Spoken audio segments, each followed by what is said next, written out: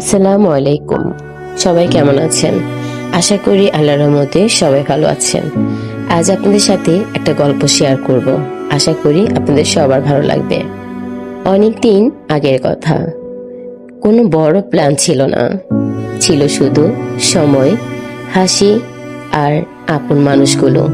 আমাদের এলাকাতেই নির্বাচনের সামনে, যেখানে ছোটবেলার অনেক স্মৃতি আজও লুকিয়ে আছে, সেখানে অনেক বছর পর আবার ফিরে এসলাম।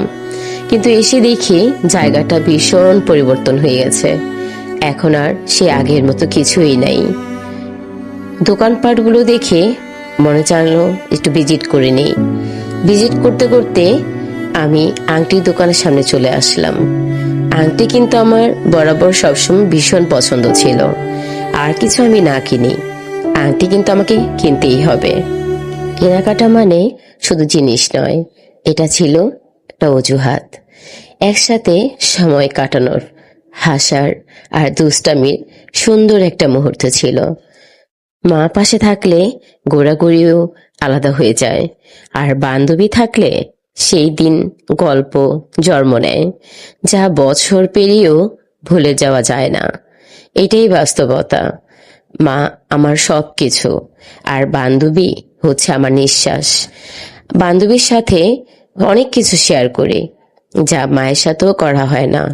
কারণ মেয়েদের জীবনে কিছু জিনিস থাকে যা কখনো কখনো প্রিয় মানুষটির সাথেও শেয়ার করা যায় না।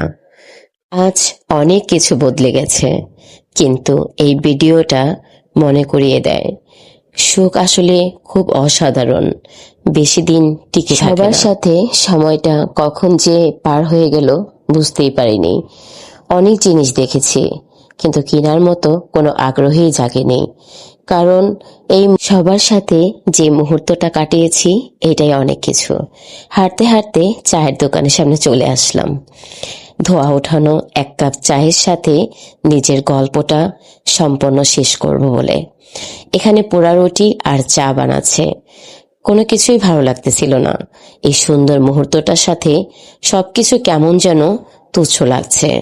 এক কাপ চা, কিন্তু গল্প ছিল হাজারটা। মার হাসি, বন্ধুর খুনসুটি, আর আমি সব মনে গেঁথে নিয়েছিলাম। এই স্মৃতিগুলো কখনো ভোলার মতো না, কিন্তু সময়টা ঠিকই চলে গেছে। স্মৃতিটা আজও মনে রয়ে গেছে।